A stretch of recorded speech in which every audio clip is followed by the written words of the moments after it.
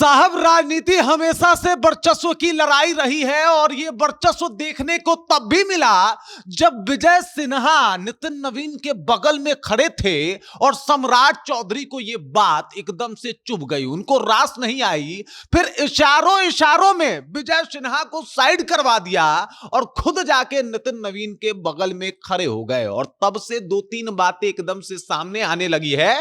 पहली बात कि सम्राट चौधरी का जो है वो ज्यादा चलता है विजय सिन्हा से भाजपा के अंदर, क्योंकि दोनों उप मुख्यमंत्री हैं, लेकिन पावर ज्यादा सम्राट चौधरी के हाथों में है और इसी वजह से तो विधायक दल का नेता हो या फिर गृह मंत्रालय, सब कुछ सम्राट चौधरी को सौंप दिया जाता है। और विजय सिन्हा जो कि संगठन के लिए भी काम किए, जो कि लगातार भाजपा में बने रहे, उनको साइड करवा दिया गया। पूरी कहानी क्या है सब कुछ आपको विस्तार पूर्वक बताएंगे, समझाएंगे, लेकिन उससे पहले मेरा परिचय जान लीजिए। मेरा नाम है रजत और आप जनता जंक्शन देख रहे हैं। आपको बता दूं कि पूरा बिहार में अभी भाजपा के जो कार्यकर्ता हैं काफी उत्साहित हैं। इस ठंड भरे मौसम में भी लगातार वो एकदम इतने उत्साहित हैं कि पूरा ढोल नगारा नाच गान सब कुछ चल रहा है। और इसके पीछे का कारण ये है कि बांकेपुर के विधायक नितिन नवीन जो हैं वो भाजपा के राष्ट्रीय अध्यक्ष बन गए हैं और राष्ट्रीय अध्यक्ष बनने के बाद पहली दफा वो दिल्ली से बिहार आए और बिहार में जो है उनका भव्य स्वागत किया गया। पूरा पटना सजाया धजाया गया, हाथी घोड़े सब कुछ जो है वो देखने को मिला। बुलडोजर से लेके बॉक्स साउंड सब कुछ चल रहा था, गाने चल रहे थे और इसी बीच रोड शो का जो है वो शुरुआत होता है। 6 किलोमीटर लंबा रोड शो जो है वो डिसाइड किया गया, तैयार किया गया और इसी में सब कुछ देखा गया कि भाई साहब ठंड तो सबके लिए बराबर पड़ रही है ना। मतलब सब लोग बेइंतहा इंतजार किया नितिन नवीन जी का और उसमें विजय सिन्हा भी शामिल है। विजय सिन्हा जो कि बिहार सरकार में उप मुख्यमंत्री हैं और सेम पोस्ट उप मुख्यमंत्री वाला जो है वो सम्राट चौधरी का भी है।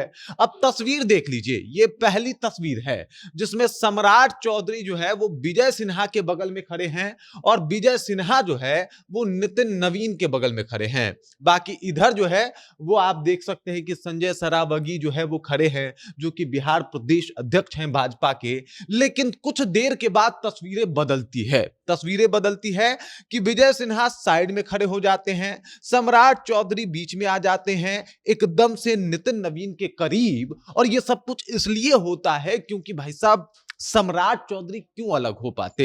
सम्राट चौधरी ज्यादा देर तक खुद को अलग नहीं कर पाए और उनको लगा कि भाई साहब इस वर्चस्व की लड़ाई में कहीं हम पीछे ना हट जाएं, इस वर्चस्व की लड़ाई में कहीं हम पीछे ना छूट जाएं। और इसी वजह से जो है वो देख सकते हैं कि किस तरीके से सम्राट चौधरी ने सीधे तौर पे विजय सिन्हा को कहा कि भाई साहब चलिए साइड हो जाइए, थोड़ा खिसकिए, जगह दीजिए, आने दीजिए, आप कैसे आ गए, बगल में तो हम खड़ा हो सकते हैं।